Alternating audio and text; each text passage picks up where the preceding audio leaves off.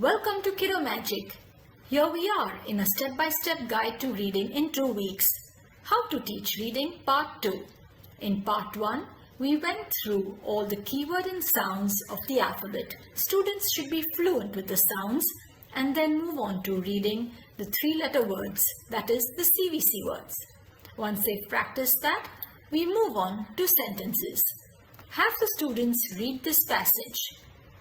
Repeat after me.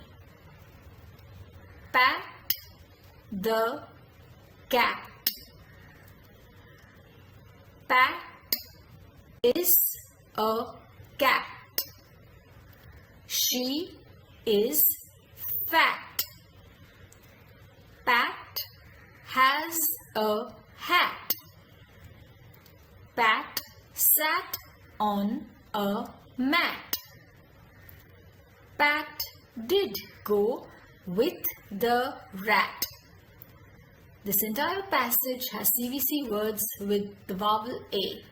Now we'll move on to the vowel E, the sound being E. The wet pet. I have a pet. You met my pet. I can let my pet get wet. I bet no pet will like to get wet. You can repeat this passage again to build fluency. Now we'll move on to the vowel O. The hot pot. I got a red pot. My pot is not big. It is hot, but it cannot be in a cot. You can see a dot on it.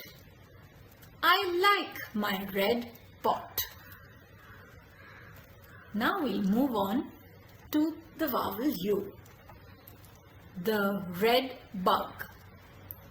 Tim has a little red bug. The bug likes to hug Tim. He did sleep in the mug.